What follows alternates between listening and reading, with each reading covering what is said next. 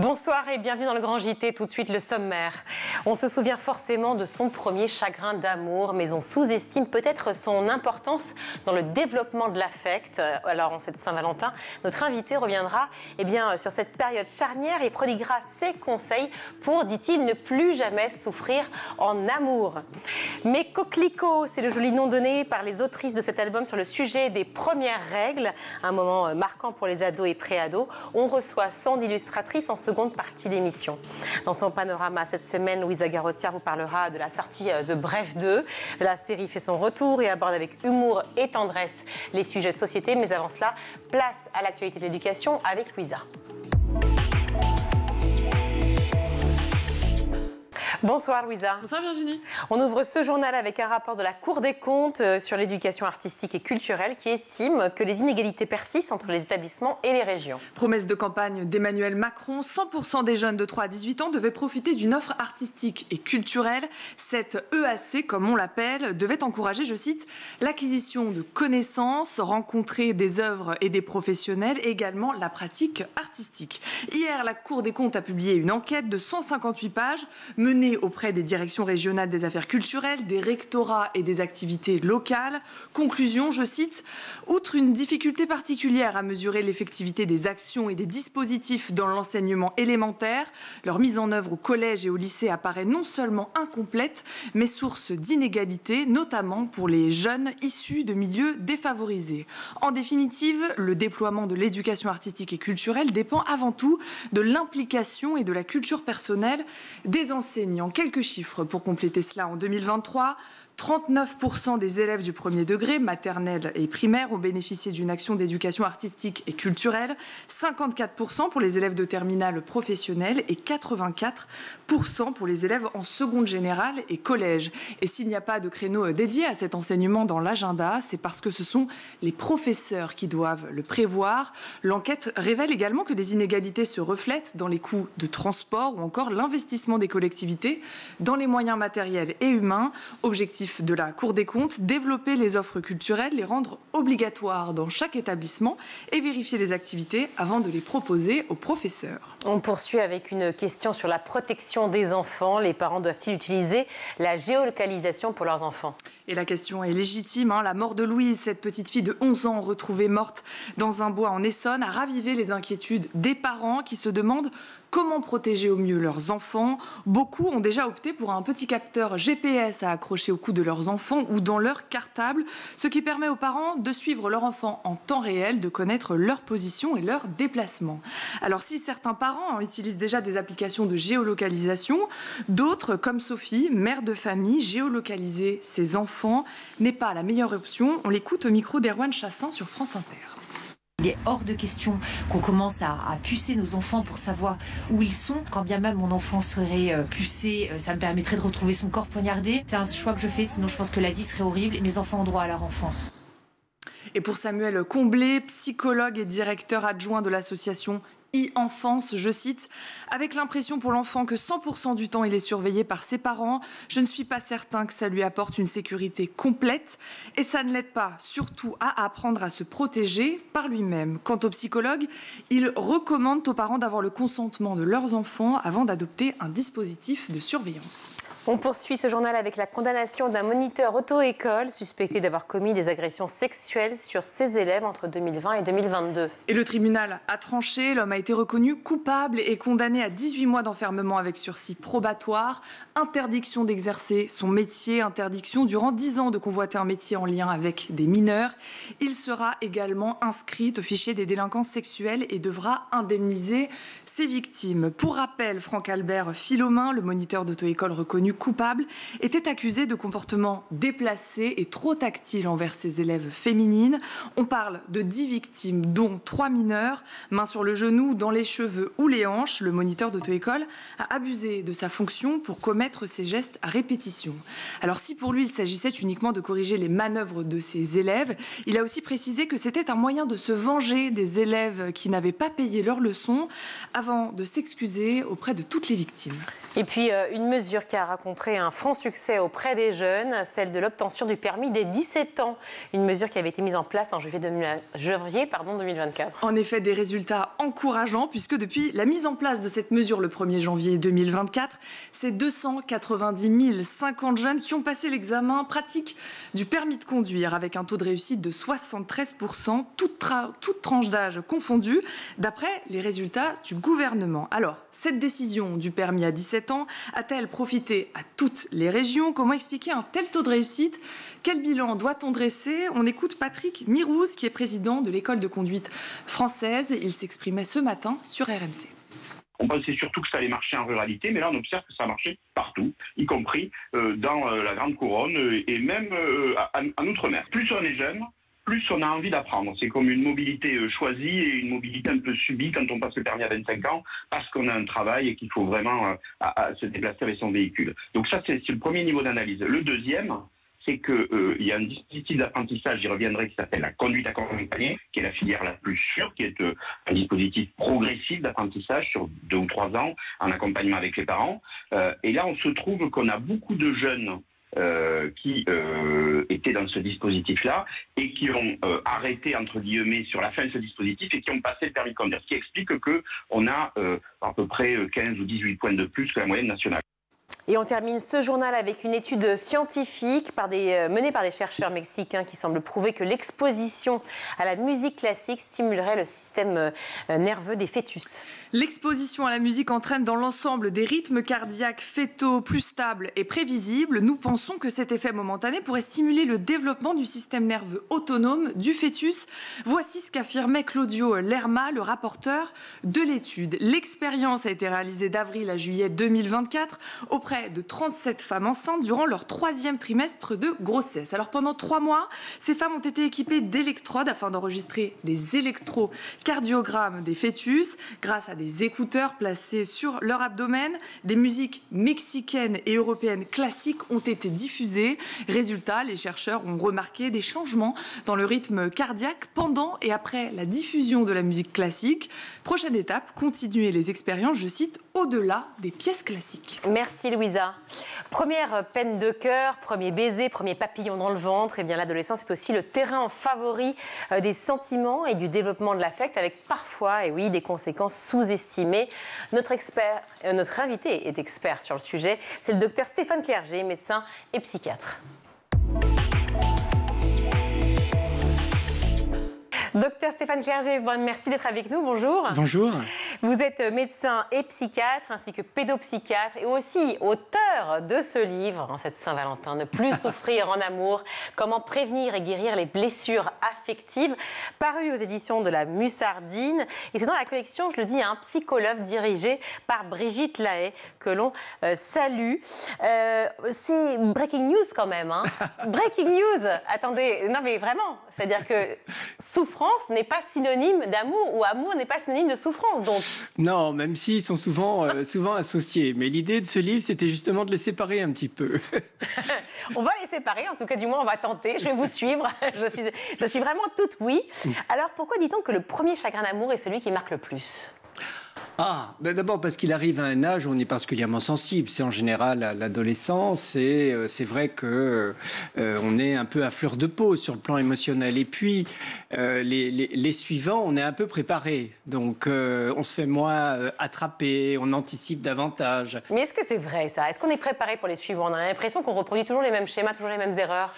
Oh, pas toujours, justement. C'est vrai ? Mais oui, ça peut arriver si on ne prend pas conscience de ce qui dysfonctionne en soi. L'intérêt de ce livre, c'est justement de nous aider à repérer ce qui fait répétition.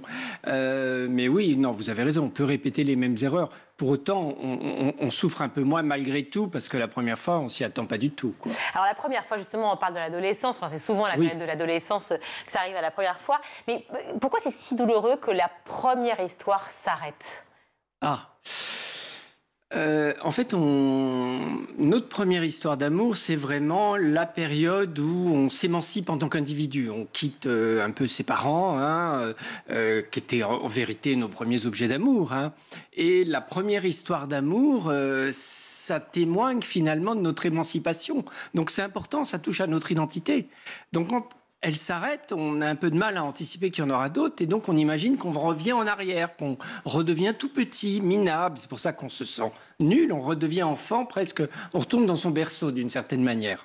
Peut-être qu'on pourrait quand même ensemble essayer, tenter, en tout cas vous, de définir l'amour, ce qui fait que, ce que provoque l'amour. Pourquoi le chagrin est si fort, si grand?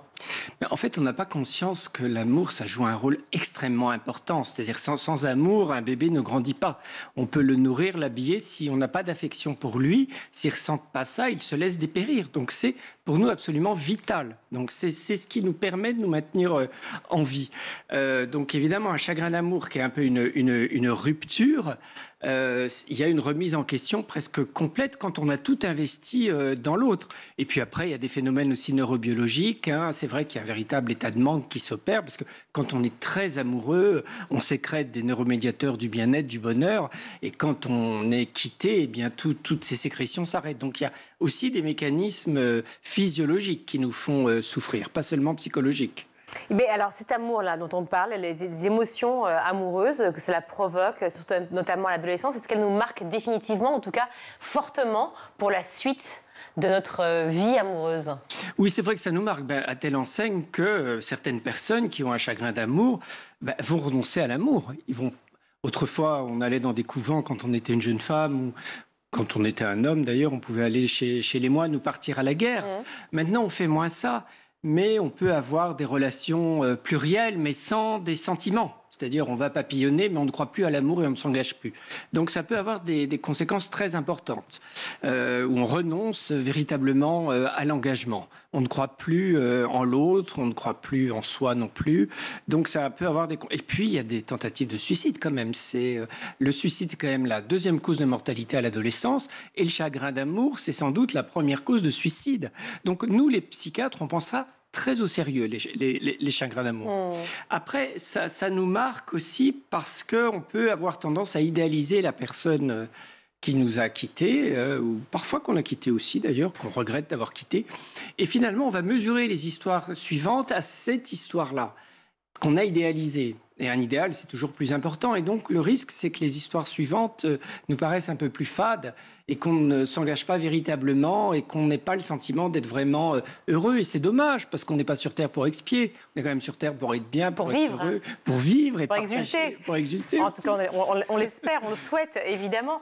Vous disiez qu'on peut aussi renoncer à l'amour. Mais alors, du coup, je me posais la question de savoir si finalement, l'amour aussi, c'est parce qu'il vient à nous, quelque chose qu'on ne peut pas réfréner non plus. C'est un sentiment. Oui, effectivement, ça vient à nous et ça part aussi de nous. C'est-à-dire que c'est de l'amour qu'on reçoit, on est tout content, ça nous fait du bien, on est surpris, mais aussi il y a l'amour qu'on donne. Et l'amour qu'on donne qui n'est pas accepté par l'autre, c'est aussi extrêmement douloureux. Ça nous renvoie, on la reçoit en pleine poire après. Mais alors on renonce à l'engagement qu'on a vis-à-vis de l'autre, mais peut-on renoncer à des choses qu'on ressent? Non, mais on peut s'en protéger et on va dispenser cet amour à ses enfants, à ses amis, à son travail. On va investir des choses avec cette énergie de l'amour. Mais on va se garder de la placer sur une personne parce qu'on craint de ne pas être aimé en retour. Mais alors, si on craint de ne pas être aimé, de ressentir ces sentiments, est-ce qu'on n'est pas constamment dans une frustration? Ah oui, je ne dis pas que c'est le secret du bonheur. C'est un mécanisme de protection. On pourrait essayer de comprendre. Oui. Non, mais c'est important de le préciser. C'est un mécanisme de protection, mais qui a plein de désavantages. Donc, c'est évidemment pas celui qu'on recommande. On recommande, après un chagrin d'amour, d'apprendre à se reconstruire pour pouvoir aimer à nouveau et de croire à nouveau en l'amour, en soi et en quelqu'un d'autre. C'est tout l'intérêt, effectivement, de ces ouvrages sur le chagrin d'amour. C'est d'apprendre à se réparer et à croire à nouveau à une deuxième chance en amour. Alors, on parlait de l'adolescence. J'aimerais que juste on continue un tout petit peu sur cette étape qui est si importante, effectivement, en tout cas, les premiers émois, les premières amours, les moments, effectivement, vous le disiez, où tout est très fort, tout est très explosif. En tout cas, c'est ressenti comme tel. On sait que l'enfant, donc peut-être avant l'adolescence, parle de ses émotions davantage, alors que l'adolescent aurait... Je dis bien aurait, et c'est vous qui allez me dire, puisque vous êtes également pédopsychiatre, aurait tendance à se refermer. Comment on l'explique? Parce qu'il y a un changement terrible qui s'opère. Quand on passe à l'adolescence, notre cerveau double pratiquement de volume, des nouvelles connexions, nos goûts changent, nos attachements changent et on est très surpris au moment de l'adolescence. On se demande ce qui se passe. Et du coup, comme c'est un bouleversement et que c'est un peu une renaissance, c'est un peu comme si on refaisait à nouveau ses premiers pas. Donc effectivement, enfant, vous l'avez indiqué, on apprend à reconnaître nos émotions parce qu'aujourd'hui, nos parents nous aident à le faire et vers 10 ans, en général, on est à l'aise. Et à nouveau, à l'adolescence, on est un peu dans le brouillard et on doit réapprendre parce qu'on est finalement dans un autre corps, une autre façon de penser. Et donc, c'est un nouvel apprentissage qui est en train de se mettre en place. Alors, c'est un apprentissage à la fois, effectivement, de l'autre, mais aussi et surtout de soi, non? Oui, tout à fait. Mais c'est vrai que l'amour de soi, l'amour de l'autre, tout ça, ça se mêle. Hein. On apprend à se connaître aussi grâce à l'amour de l'autre. Ah oui, tiens, j'ai telle qualité. Je suis parfois très surpris de découvrir ça. Il y a des ados qui sont très surpris d'être aimés. Ils comprennent pas ce qui se passe, mais comment on peut me trouver intéressant? Et d'autres qui, à l'inverse, ne comprennent pas qu'on ne les aime pas, qui ont été adorés par le... Ça, c'est plus un problème actuel, d'ailleurs. Adorés par leurs parents, parce que maintenant, nos enfants, on n'en a plus qu'un ou deux, alors on les adore. Ouais. C'est les rois du monde. Et ils arrivent à l'adolescence, c'est moi que v'là. Ils ne comprennent pas que les gens ne sont pas à nos pieds comme nos parents. Et là, le choc est rude. Et pour ces personnes-là, le premier chagrin d'amour... c'est un peu surprenant, on ne comprend pas. Mais c'est vrai qu'il y a de l'estime de soi et puis surtout l'acceptation de qui l'on est, en fait, sans avoir des qualités ou des défauts, tout simplement de savoir qui l'on est. Et c'est là où ça s'opère. Oui, mais vous avez raison, déjà, on ne sait pas bien qui on est. Non, finalement, mais même à 50 ans, en fait. Non, oui, un petit peu plus, quand même. Oui, vous croyez? Et en tout cas, à l'adolescence, oui, c'est très difficile, on ne sait pas. Donc, on a un peu tendance à jouer un rôle. Mais vous avez raison, c'est que même dans notre manière d'aimer, dans les codes amoureux, parfois, on prend modèle sur notre entourage parce qu'on ne sait pas très bien comment faire. Je ne parle pas uniquement de la technique physique, mais même dans notre manière de se positionner, de répondre. On est assez peu informé à l'adolescence. Et c'est vrai qu'on a besoin d'avoir des infos là-dessus, sur comment gérer sa jalousie, comment gérer la passion, comment gérer le désamour. Tout ça, on ne peut pas l'inventer. C'est vrai qu'on nous apprend plein de choses dans la vie, notamment à l'école, et on remercie les profs, c'est l'occasion, mais on n'apprend pas ni à devenir parent, ni encore moins à aimer et avoir des relations à l'autre. Alors ces fameux cours qu'on appelle les VARS, les cours d'éducation à la vie affective à l'école, est-ce que pour vous, ça suffit 3 cours par an? Non.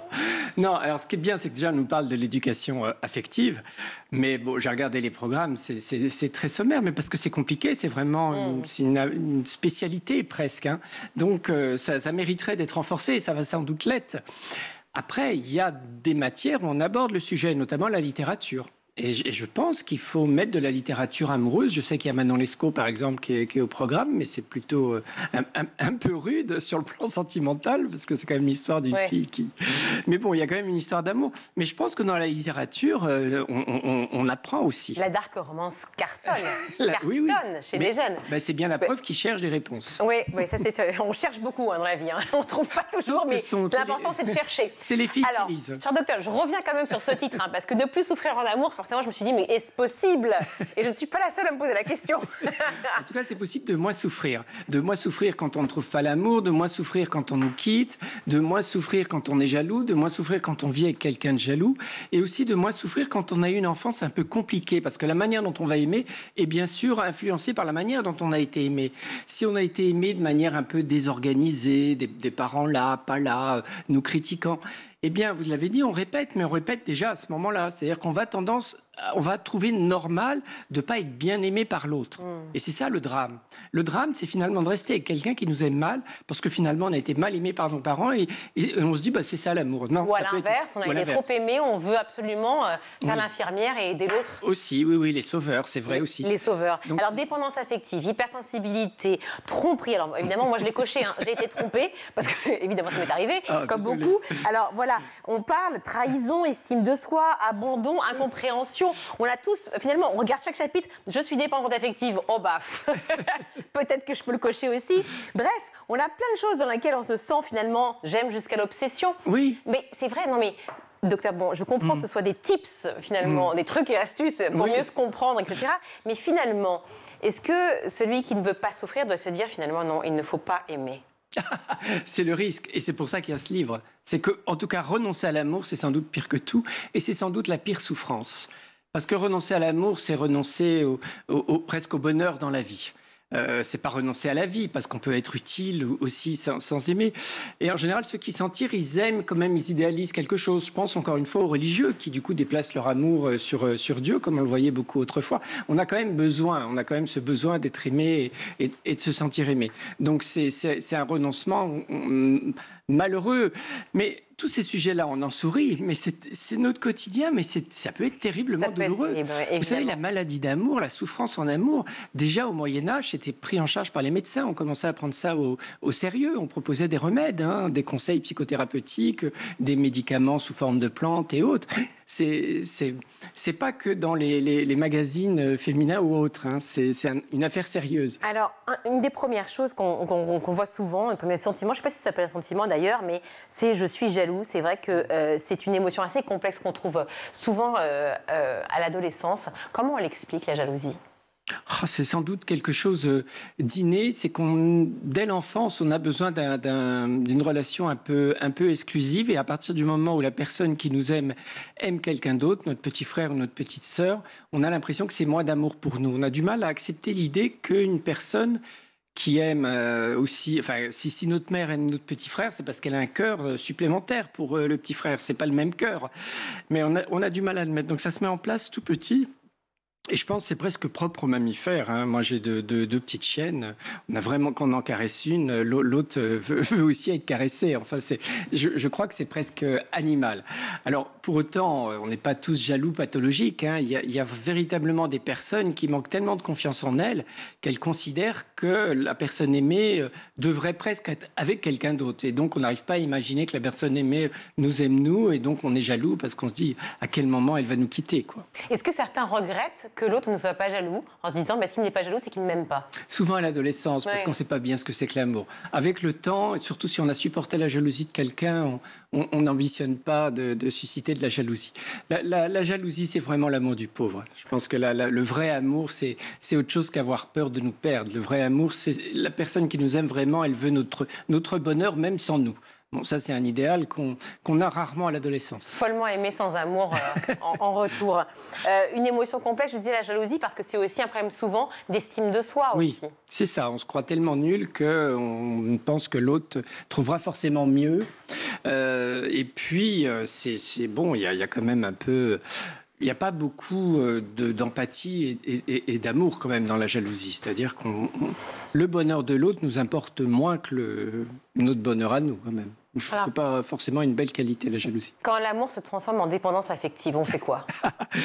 Eh bien, figurez-vous que la dépendance en amour, c'est normal. C'est normal de dépendre amoureusement de la personne qu'on aime. Ce n'est pas une maladie. Je sais qu'aujourd'hui, on n'arrête pas de critiquer la dépendance. S'il n'y avait pas un minimum de dépendance, chacun vivrait tout seul dans son coin. Donc, être en dépendance affective, il n'y a pas de souci à partir du moment qu'on dépend d'une personne qui dépend de nous. Et qu'il y a une interdépendance. Et ce n'est pas un souci à partir du moment où l'autre est bienveillant et ne cherche pas à nous faire souffrir et à profiter de notre dépendance.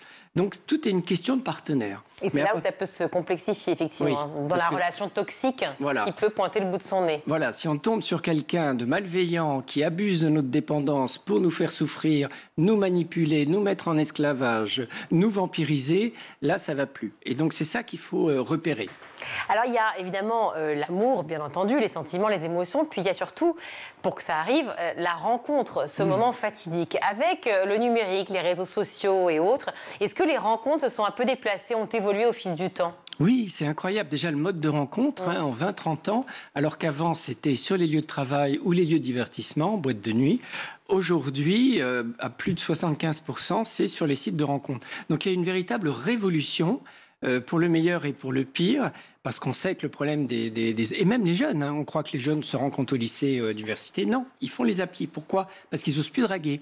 Parce qu'ils ont tellement peur maintenant de mal se conduire avec les histoires de consentement. Ils ont tellement peur d'être trop lourds qu'ils font sur des applis parce qu'ils sont un peu plus sûrs. Le problème des applis, c'est qu'on est un peu dans du consumérisme. Est-ce qu'on n'est pas encore plus lourd, justement? Est-ce que c'est pas encore plus cash?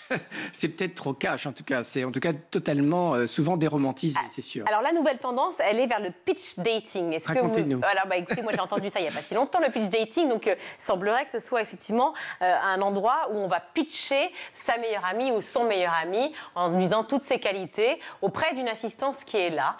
Ce qui voudrait dire, en gros, qu'on recourt davantage au présentiel. On revient à ça, à vouloir être dans la vraie rencontre. Moi, je pense qu'il y y a une demande. C'est-à-dire que les gens commencent il y a vraiment les déçus maintenant des applis et il y a une demande.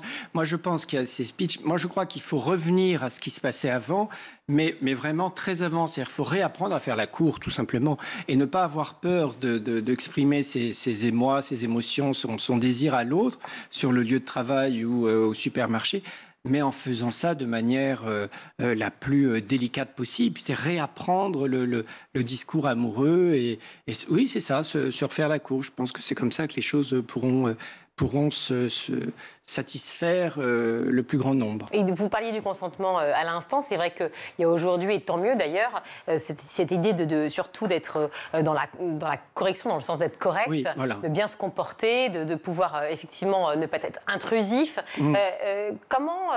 Quel conseil donneriez-vous justement aux plus jeunes et moins jeunes d'ailleurs qui nous regardent pour cette première rencontre?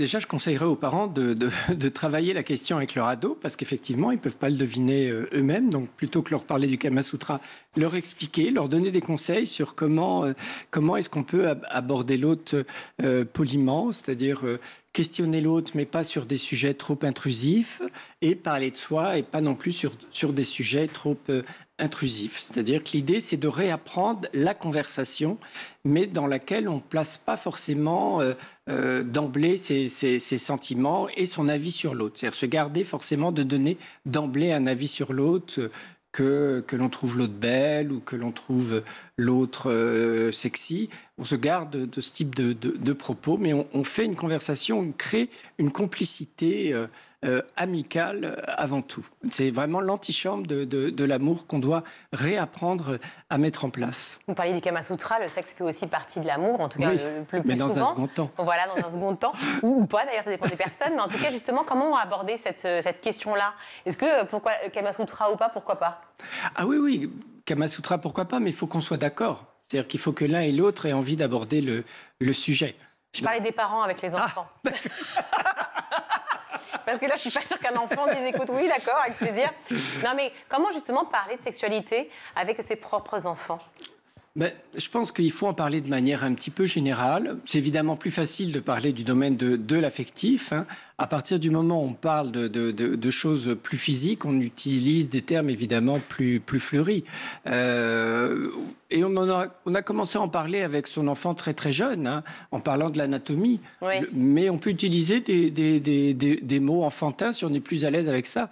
On n'est pas obligé de parler de pénis ou de vagin. On peut parler de zizi ou de zezette. Ça, c'est pas gênant. Ce que l'enfant doit intégrer, c'est que c'est différent du côté du garçon et du côté de la fille, et doit intégrer que c'est des zones un peu particulières, un peu sacrées, comme le postérieur. Donc, oui, il s'agit de nommer les choses et d'expliquer que ces zones-là sont des zones qui sont impliquées dans le faire l'amour et, si on le veut, dans le fait bébé, par exemple. Ça c'est pour les plus petits. Je rappelle encore, grâce à votre titre, Ne plus souffrir en amour, que forcément, ça arrive très souvent que amour rime avec souffrance. Le dernier chapitre est consacré donc les secrets d'un couple qui dure. C'est-à-dire qu'il y a des vrais secrets. C'est quoi la longévité d'un couple? Comment elle se crée? On sait que c'est d'abord basé sur une communication où on dit évidemment ce qu'on ressent et où on questionne l'autre sur ce qu'il ou elle ressent. Mais c'est aussi basé sur l'adaptation. C'est-à-dire qu'un couple qui dure, c'est de toute façon, à la fin, pas tout à fait les mêmes personnes. Et c'est pour ça que c'est intéressant de rester avec la même personne plutôt qu'aller voir ailleurs, parce que la même personne, elle change tellement que finalement, c'est un peu comme si on avait plusieurs histoires d'amour aussi, en fonction de celui ou celle qu'on devient et celui ou celle que la personne avec qui on vit devient. Mais il faut être capable de s'adapter et d'apprendre à apprécier aussi les changements chez l'autre. Donc il faut être aussi curieux des changements, mais garder aussi ce qu'on apprécie, ce qui ne change pas. Dire les choses, être honnête, c'est important? C'est mieux. On n'est pas obligé de tout dire, mais ne pas mentir. Parce que quand on commence à mentir à l'autre, ça y est, on se détache de l'autre. Il faut être clair sur les attentes. Il faut être clair sur les attentes si on les connaît. C'est ça, si tant est qu'on les connaisse, nos propres attentes. Mais il ne faut pas non plus y mettre trop d'attentes. C'est-à-dire que le danger des couples, c'est de croire que l'autre doit répondre à tous nos besoins. Doit tout compléter. Non, ça c'est un leurre. C'est pas possible. C'est trop demandé. Donc l'autre, la plus belle fille du monde, ne peut nous donner que ce qu'elle a. C'est-à-dire que l'autre nous apporte ce qu'elle peut nous apporter et on a le droit d'aller trouver ailleurs ce dont on a besoin auprès de ses amis, dans son travail, dans les livres, que sais-je encore. Mais on n'aime pas quelqu'un forcément parce qu'elle est tout ce qu'on n'est pas. Non, ça ne doit pas être ça l'amour. La personne qu'on aime, c'est pas un dieu ou une déesse, donc il ne peut pas tout combler. Puis c'est ni notre père ni notre mère. Donc, pas chercher à se compléter. Et puis un truc important, ce qui manque aux jeunes aujourd'hui, c'est moins vrai pour ma génération peut-être, je suis gentil avec ma génération, c'est ne pas oublier qu'en amour, on doit recevoir, mais on doit aussi donner. C'est à partir du moment où on n'a rien à donner, c'est pas la peine de chercher l'amour. C'est vraiment une histoire de partage. C'est du b.a.-ba, mais aujourd'hui, il y a trop de personnes qui attendent tout de l'autre et qui ne se posent pas la question de qu'est-ce que je pourrais donner à l'autre. Vous parliez de sauveurs, ok, ils sont trop dans cet extrême, mais il y en a qui ne le sont pas assez. Donc il faut aussi être dans l'idée, tiens, qu'est-ce que je peux apporter à l'autre? Vous parlez de communication, et c'est ma dernière question, est-ce qu'il faut privilégier aussi la communication non verbale? C'est-à-dire de vraiment être attentif justement à tout ce que l'on voit, mais qui ne se dit pas? Oui, c'est vrai, c'est très très important. Et on croit que ça va de soi, mais il y a des personnes qui sont vraiment handicapées de ce domaine-là, pas seulement les personnes autistes. Donc il faut les aider et leur expliquer ce qu'on ressent si l'autre a du mal à lire dans notre communication non verbale ce qu'on exprime. Joyeuse Saint-Valentin, cher docteur. Merci Stéphane Clerget, avec son livre, son titre « Ne plus souffrir en amour, comment prévenir et guérir les blessures affectives » par l'auteur et du best-seller Hypersensible, hyper amoureux, ça aussi c'est à lire. Et c'est paru aux éditions donc, de la Musardine, dans la collection Psycholove. Merci à vous. Merci à vous. On va marquer une courte pause, on se retrouve.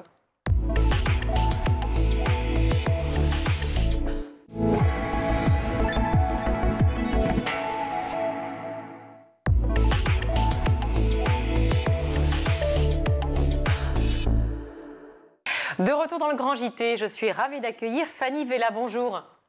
Bonjour Virginie. Merci d'être avec nous par Skype, Fanny. Vous êtes illustratrice de Mes Coquelicots, l'album qui apparaît à l'antenne maintenant, un album sublime, réussi, paru chez Talent Haut.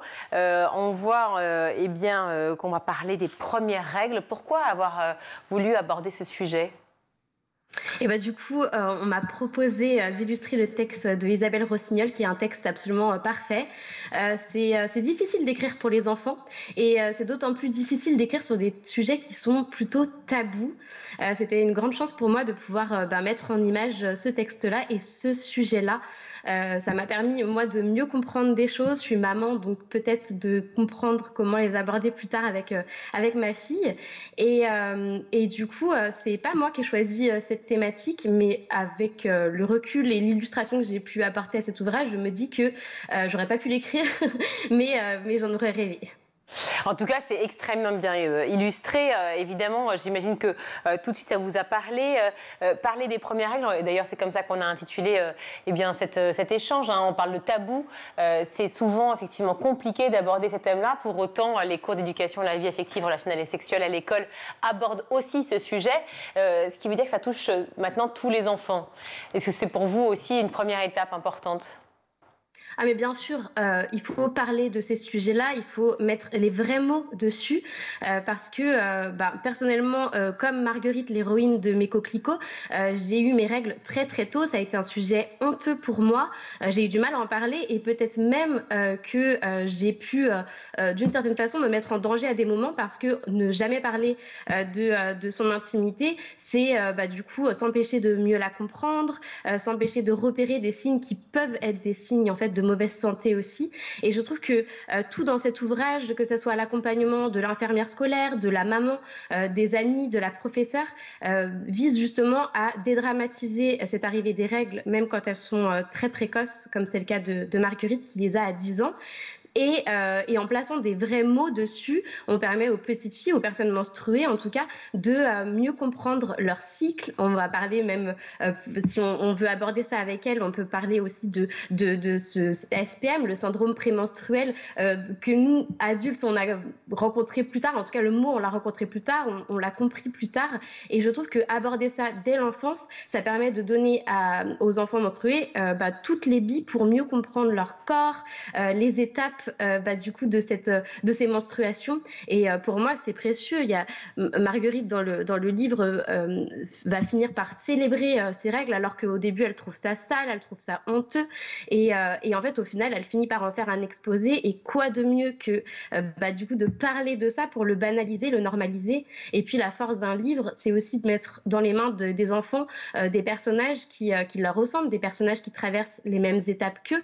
Et quand on peut s'identifier à travers un personnage, ça normalise des situations et ça nous permet de les traverser avec plus de facilité. Et le côté honteux dont vous parlez, effectivement, souvent, c'est ce que ressentent les jeunes filles, en tout cas à l'adolescence et même très tôt, à l'instar de Marguerite à 10 ans. Est-ce que c'est ce que vous vouliez mettre tout de suite en exergue, et même dès le premier chapitre, qui s'appelle quand même La Tache, la peur, effectivement, de toutes les jeunes filles de se retrouver avec cette tache de sang visible? Oui. Et puis d'ailleurs, c'était un vrai souhait, une vraie volonté d'illustrer le sang. Vraiment, il y a une image où on voit la petite culotte qui est tachée de sang pour justement un petit peu s'éloigner de ces pubs où, vous savez, le sang est toujours représenté par ce liquide bleu, comme si la couleur rouge, le sang, était associé à quelque chose de sale, de dégoûtant. Donc on le rend plus propre en l'imageant d'une façon, d'une autre couleur. Et puis, c'est se réapproprier aussi les termes qui sont liés aux règles et puis peut-être possiblement dans le temps effacer les termes qui sont pas très glorieux, le fait d'être indisposé, les Anglais qui débarquent, ce genre de choses, c'est des choses qui peuvent laisser penser que c'est quelque chose de négatif. Et à travers les mots d'Isabelle, à travers les illustrations, on redonne un petit peu du coup ces galons à ces règles qui arrivent et qu'il faut célébrer. Qu'il faut célébrer, c'est vrai qu'on le célèbre peut-être un peu plus maintenant en famille, disons, avec sa maman qui peut-être en parle, ou en tout cas pour cette parole qui se libère un peu plus aujourd'hui. Est-ce que lorsque vous parliez, vous, puisque vous en avez parlé de manière assez naturelle de vos premières règles, vous disiez que c'était honteux pour vous, est-ce que vous aviez échangé par exemple avec votre maman avant ça? Eh ben non, pas du tout. Je savais que quelque chose allait se passer à un moment donné. Je ne savais pas quand, je ne savais pas sous quelle forme, je ne savais pas du coup quoi faire. Et en fait, c'est vrai que j'en ai parlé avec beaucoup d'amis, notamment parce que je savais que j'allais illustrer cette histoire. Et on parlait ensemble du papier toilette qu'on utilisait au début parce qu'on avait trop honte de demander des serviettes hygiéniques à nos parents, enfin en tout cas à nos mères, parce que c'est vrai que c'est une thématique qui, comme elle touche du coup plutôt les mères, et c'est plutôt vers ces personnes-là qu'on a envie de se tourner. Mais selon si ça n'a pas été, si c'est pas des mots qu'on a entendus chez soi, que notre mère n'a jamais parlé de ses règles à elle, de son syndrome prémenstruel, et en fait on ne sait pas nous enfants comment aborder ces thèmes-là. Donc le livre, c'est aussi donner des pistes de vocabulaire aux parents qui va lire le livre avec l'enfant, des pistes de vocabulaire aux enfants qui vont lire ça. Et j'ai envie d'encourager vraiment tous les parents, tous les enfants à le lire, pas seulement les parents de petites filles, parce que c'est important que dans la cour de récréation, les petites filles qui vont avoir leurs règles n'entendent pas des garçons dire c'est dégoûtant. C'est important que maintenant on puisse se passer des serviettes hygiéniques, des protections hygiéniques sans les dissimuler sous le bureau parce que c'est la honte, et que en fait un petit garçon avisé, c'est aussi un frère, un papa qui va peut-être être plus vigilant vis-à-vis de cette étape, parce qu'on le sait, c'est des moments qui peuvent être douloureux, d'autant plus quand les premières règles arrivent. Du coup, tout est en train de se mettre en place, donc les règles sont parfois plus douloureuses quand on est jeune. Et en fait, ça peut être aussi un moment, si on accepte d'en parler, si on accepte de tenir au courant son entourage, pour peut-être avoir le droit de ne pas participer à certaines tâches ménagères à ce moment-là, pouvoir se reposer, avoir des parents qui accompagnent en disant si tu ressens ça, cette position peut t'aider. Et voilà, c'est ça la force de la communication, c'est qu'ensuite on peut accompagner l'enfant vers plus de confort, vers moins de honte. Avec, j'en parlais, le syndrome prémenstruel, il s'accompagne aussi de fluctuations émotionnelles. Et du coup, mieux comprendre ces flux, ça permet aussi aux parents d'accepter que notre enfant va traverser des moments un peu plus difficiles et se montrer peut-être un peu plus patient avec. Patient avec l'enfant, oui. Et puis il y a ces phrases qui sont très importantes, etc. Enfin, la manière dont on parle de ces moments d'adolescente, d'enfant à ado, et puis de ado à femme, puisque cette phrase « tu deviens maintenant une femme » qui ressort souvent. Et d'ailleurs, elle est dans l'album, au 2e chapitre, lorsque Marguerite va à l'infirmerie, où cette infirmière lui explique, lui dit « maintenant tu deviens une femme ». Est-ce que c'est aussi... cette idée qui est un peu compliquée aussi à aborder pour une jeune fille. Oui, totalement, et d'autant plus dans le cas de règles précoces, c'est-à-dire qu'en gros, c'est vraiment d'abord un enfant, qu'il soit fille ou garçon, c'est un corps qui est exactement le même, si ce n'est forcément la partie génitale. Et en fait, ces règles-là, ça annonce déjà du coup des métamorphoses sur le corps. C'est de la même façon qu'on parlait d'accompagner autour des sensations liées aux règles, des douleurs liées aux règles, accompagner aussi sur la transformation du corps qui va s'amorcer. C'est aussi parler du corps qui change et du coup du genre aussi donc féminin, masculin, qui se définit d'autant plus à ce moment-là. Et Marguerite, elle vit très très mal le fait d'être une petite fille à ce moment-là. Elle dit je préférais être un garçon, et c'est vraiment ce cap-là elle arrête pas de le dire, elle dit c'est parce que je suis encore un petit bébé, je suis encore une petite enfant, et d'un seul coup il y a ces règles qui arrivent et qui viennent bousculer un petit peu ce moment de l'enfance, et qui viennent mettre un premier pas vers du coup cette puberté, vers ces changements de corps et de genre, en fait, vraiment, parce que un enfant est un enfant, et puis ces règles arrivent et définissent du coup que cette petite fille devient une femme, effectivement. Et la prise de position, effectivement, des petits garçons qui interviennent dans l'album, notamment Victor qui dit un garçon, mais c'est la cata d'être un garçon, moi je préfère être une fille. C'est ce positionnement, effectivement, d'engagement des garçons avec les filles que vous avez voulu illustrer. Oui. Et puis alors, la maison d'édition Talent Haut, c'est une maison d'édition qui est très très très du coup autour de l'inclusivité, la représentation des genres, et justement s'émanciper aussi des clichés qui sont liés au genre. Et dans quelques pages, Isabelle Rossignol en profite pour parler aussi des difficultés d'être un garçon, de ce que la société peut attendre d'un garçon, notamment l'injonction à la sportivité, l'injonction à la force, ne pas se laisser aller dans des émotions. Et je trouve que le moment où le cousin de Marguerite peut dire c'est pas si facile aussi d'être un garçon, et parler de ses propres difficultés, ça montre aussi que parfois on est un petit peu centré sur les difficultés liées à son genre, et que il y a des difficultés qui sont liées à l'autre genre aussi. Et Isabelle, elle laisse une petite place dans ce livre qui est clairement axé autour de cette petite fille, y compris aux émotions de son cousin, du fait d'être un petit garçon. Oui, tous les clichés autour effectivement de l'adolescence, bien sûr, et du genre sont énumérés ici. Mes coquelicots pourraient être utilisés dans les classes aussi pour pouvoir justement aborder tous ces grands thèmes.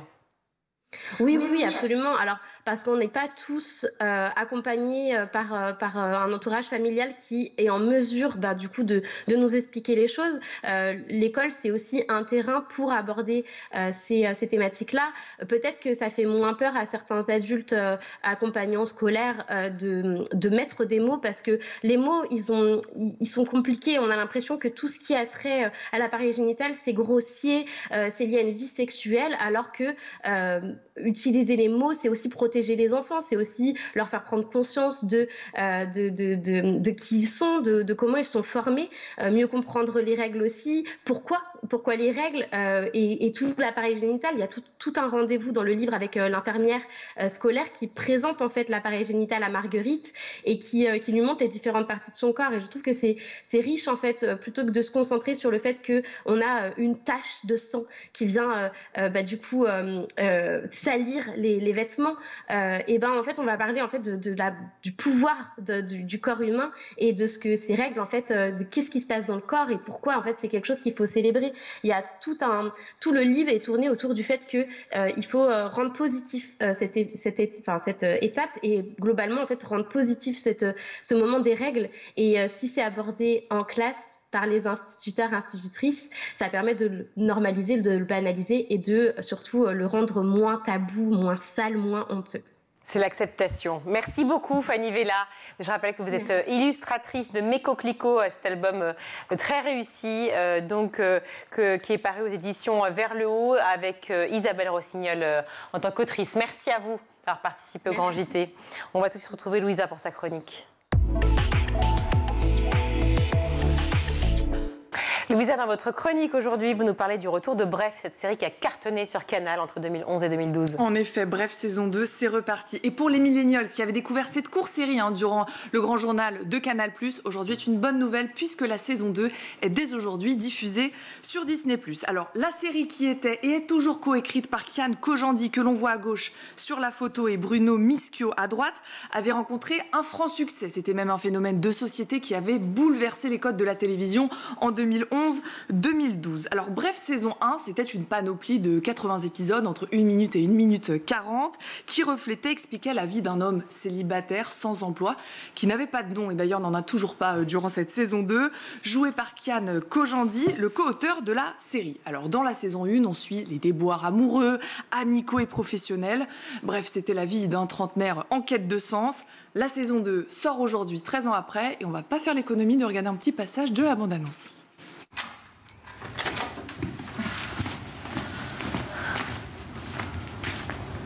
Bah, t'es là? Ouais. Bref, ça y est, j'ai 40 ans. Bon, il faut surveiller l'hypertension et le diabète, hein. Pourquoi j'ai quoi? 40 ans. Petite merde. Quoi? Avec ma meuf, tout va pas se passer comme prévu. Avec mes potes, tout va pas se passer comme prévu. Tu vas faire quoi? Putain, mais lâche-moi! Et avec ma famille, tout va pas se passer comme prévu. On va se battre! J'ai une nouvelle coloc que j'ai du mal à cerner. Il est à toi le fromage dans le frigo? Ouais, c'est un fromage de Taille chèvre. de la merde, ton fromage de merde! Autour de moi, tout le monde a évolué. Enfin, presque tout le monde. Les autres, ils se sont mariés, ils ont fait des enfants, ils ont fait des vrais choix et ont changé de vie. Merci à toi, Bertrand. Moi, je fais les mêmes erreurs en boucle. Là, je le sais pas encore, mais je vais rencontrer des gens qui vont m'aider, Ça arrive à tout le monde d'être en galère. Hein. T'es parfait, toi. des gens qui vont me soutenir, des gens bizarres et Ah, toi, t'es... des gens qui finissent pas leurs phrases. Est-ce qu'à l'origine, tu connais la pièce du fond ou le... Ah ouais, non, mais de toute façon... Voilà, donc bref, j'ai 40 ans. Ça commence comme ça. Je ne sais pas de quoi vous parlez. Alors à la question pourquoi revenir 13 ans plus tard, voici ce que confiait Kian Kojandi à Première, je cite. On s'est d'abord posé la question comme ça, est-ce qu'on ressort Bref de son écrin? Et puis on s'est rendu compte que la vraie question c'était qu'est-ce qu'on a à raconter? Depuis, il s'est écoulé 13 années, on a vécu plein de choses, lui et moi, des moments de nos vies qui nous ont touchés, qui nous ont intrigués, qui nous ont fait rire. Et il y a environ 3 ans, j'ai dit à Navo, je crois qu'on est prêt à y revenir. Et l'originalité de cette série réside dans la réalisation. Rythme effréné, saccadé, brut, c'est un montage épileptique qui faisait qu'on n'arrivait pas à quitter la série des yeux. Et qu'est-ce qui change alors dans cette nouvelle saison? Plusieurs choses. Déjà, on l'a vu, Virginie, le casting gigantesque. Alors, les anciens ont répondu présent, comme Kairon, Bérangère Krief, Alice David, Baptiste Le Caplin. Mais on l'a vu déjà, quelques personnalités ont rejoint le casting. On a vu Laura Felpin, Aurel San, Doria Tillier, Alexandre Astier, Jonathan Cohen ou la dessinatrice Pénélope Bagieux. Je pourrais en citer encore beaucoup. Deuxième chose qui change, c'est la mentalité du personnage, l'histoire d'un quarantenaire qui se demande comment survivre à force de faire de mauvais choix. Pourquoi suis-je malheureux? Eh bien, c'est la grande question que se pose cet anti-héros. Et s'il ne semble ne pas avoir évolué, en tout cas, il se pose de nouvelles questions inspirées de la vie des deux auteurs de la série. Comment gérer ses émotions? Comment aborder les relations? Quel nouveau regard porte-t-il sur les femmes? 13 ans plus tard, les deux auteurs n'ont pas peur de parler d'inconstance, de santé mentale, tout en s'appuyant sur leur travers. C'est ce que disait Kian Kojandi dans une interview donnée à France Inter. Enfin, troisième changement, et pas des moindres, c'est le format qui fait peau neuve, puisque c'est l'arrivée des dialogues, il n'y en avait pas jusqu'alors. Ce sont 6 épisodes de 38 minutes qui sont présentés contre, je vous le disais en début, plus de 80 épisodes d'1 minute, 1 minute 40. Et dans une société en mode accéléré, eh bien ça fait du bien de prendre le temps pour regarder une série. Conclusion, la saison 2 est déjà disponible sur Disney+. Vous voulez peut-être les revoir, les épisodes, Virginie? Moi, je reverrai tout. J'adore Bref. Et bien pour ça, il suffit d'aller sur le YouTube de Bref. Toutes les vidéos sont disponibles. Et je me suis dit, en ce froid glacial, ça peut être une bonne idée de se mettre devant Disney+. C'est la Saint-Valentin, qu'on ait profité ou pas, qu'on ait organisé ou pas, qu'on la fête ou pas. Bref. Oui, quoi qu'il arrive, tout est bon pour pouvoir voir Bref. Merci beaucoup, Louisa. Tout de suite, on va retrouver le meilleur de School TV avec le Zap. Ce sommet a-t-il réellement marqué une sorte de tournant dans la coopération internationale sur l'IA, ou est-ce qu'il s'agit plus d'un événement symbolique? Alors, avant tout, je pense que c'était la volonté de la France que de remettre un peu la lumière sur son pays et sur l'Europe, mais sur son pays avant tout, puisque ne serait-ce que dans les médias, on a tendance à parler depuis plusieurs mois des multiples annonces, notamment aux États-Unis, qui se multiplient, et puis en Chine. Et c'est vrai que ce sommet, c'était l'occasion de pouvoir remettre un petit peu la France et l'Europe au centre du débat. En revanche, véritable coopération internationale, ça se vérifiera sur le long terme. On a eu beaucoup d'annonces, notamment en termes d'investissement. C'est colossal ce qui a été présenté. C'est historique aussi en matière de tech d'avoir de tels montants. Mais encore une fois, il y a les annonces et puis ce qui suivra réellement. Donc, dossier à suivre.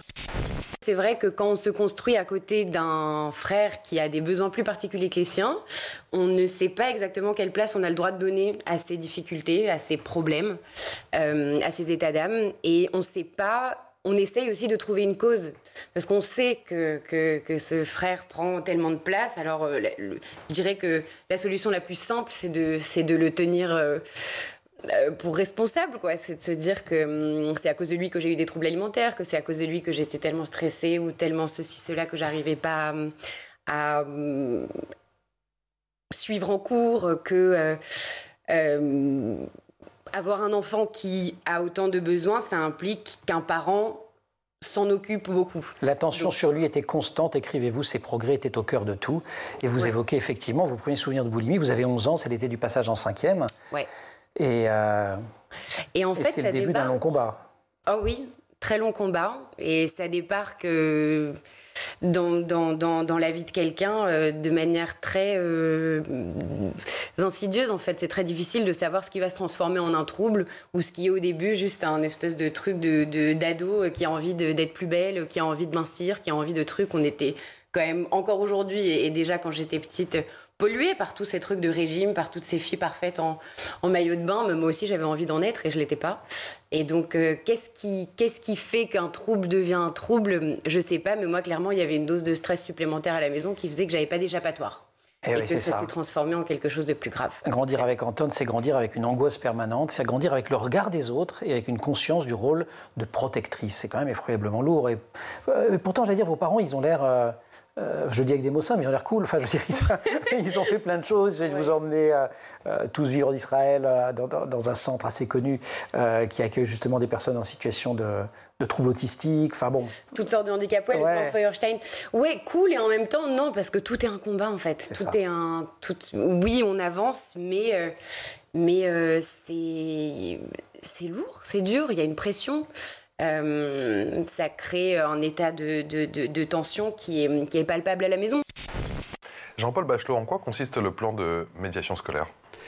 Alors, c'est un programme qui a vu le jour en 2020, qui permet d'aller vers les familles, et donc grâce aux médiateurs et médiatrices scolaires, d'aller à la rencontre des familles, parce que ces familles sont en telle difficulté financière, en telle précarité, qu'il leur est difficile de franchir les obstacles qui se dressent entre elles et l'école. Ouais. Donc l'idée est d'aller vers les familles, travailler à la sensibilisation de ces familles à l'enjeu scolaire, faire en sorte de les aider dans les démarches administratives, pour faire en sorte que les enfants puissent être inscrits au plus vite, et faire en sorte également que les familles puissent tisser un lien de confiance avec l'école et que les enfants puissent se sentir bien à l'école. On va revenir bien sûr au rôle ô combien important de médiateurs scolaires ou de médiatrices premières concernées. Je crois que c'est l'appellation que vous préférez, en tout cas sur le terrain. On parle de quel budget effectivement pour ce plan ? Alors, le budget de la résorption des bidonvilles, il est de un peu plus de 8 millions d'euros, 8 millions 6. Budget que vous avez conservé, budget alors, c'est un budget conservé, pérennisé. Je vous pose la question, parce que vous savez qu'on est en grande période d'économie. Donc... Pour l'heure, il est conservé et pérennisé. Ouais. Et sur ce budget d'un peu plus de 8 millions d'euros, 2 millions sont consacrés à cette priorité, qui est la priorité de l'éducation et de l'accès à l'école. Narendra Modi, le Premier ministre indien, a souligné que les participants semblaient unis sur une vision, sur une ambition commune. On voit que dans les faits, vous allez nous en parler, les choses sont un peu différentes, quoi. Oui, on est, je pense, à un tournant à la fois économique et politique en Europe, parce qu'on a depuis 1 an des mesures qui sont prises par la France, par l'Union européenne, et puis même dans les faits pour les consommateur lambda, on a de moins en moins l'opportunité de venir découvrir les dernières avancées, par exemple les fonctionnalités de OpenAI, Apple ou autres. Oui. C'était aussi l'occasion d'en parler. Et on a annoncé des investissements records. Alors non pas historiques en termes de tech, parce qu'on a eu des investissements historiques aux États-Unis il y a un petit mois maintenant, mais en tout cas en Europe, c'est historique, avec des fonds, on en parlera peut-être, qui ne sont pas des fonds uniquement français et européens. Ça souligne aussi quelques questions. Zino Mountain Farm. Oh, c'est tellement bien. C'est quoi Zino? Zino, c'est un lieu que j'ai découvert à 19 ans, qui est une sorte de communauté artistique dans le Vermont qui prend aussi la forme d'un summer camp l'été. Je dis que c'est une communauté parce que en fait, ça va beaucoup plus loin que ce mois dans le Vermont qu'on passe l'été ensemble, le mois de juillet. C'est des gens qui se retrouvent... en fait, c'est assez bête, c'est vraiment pour passer du bon temps, pour être ensemble en haut d'une montagne dans un lieu assez idyllique, avoir un projet commun qui est la création d'une comédie musicale.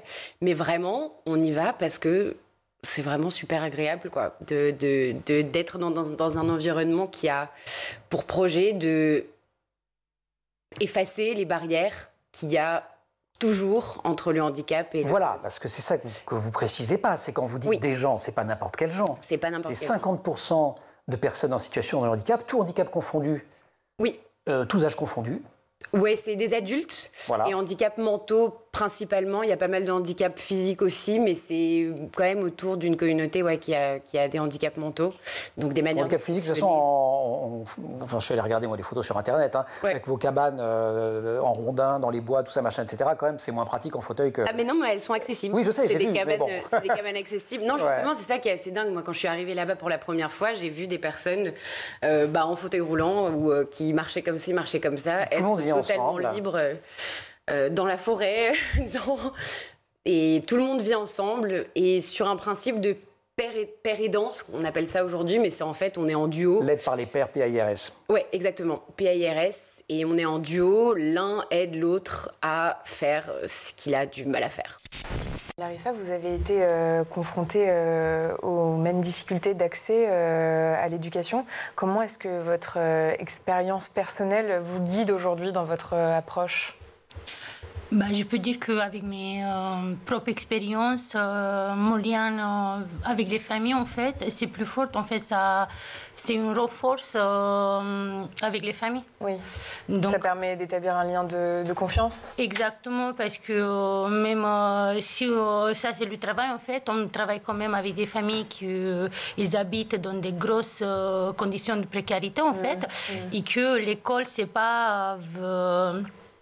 L'école, c'est pas le premier du monde et la première nécessité qu'une famille peut les avoir, en fait.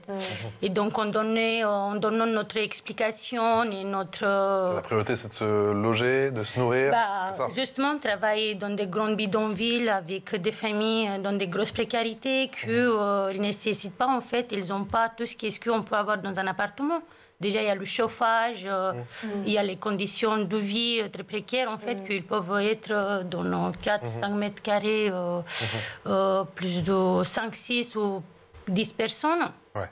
Donc, il n'y a pas le chauffage, l'électricité, de l'eau chaude. Et ce n'est pas vraiment l'école que c'est la priorité.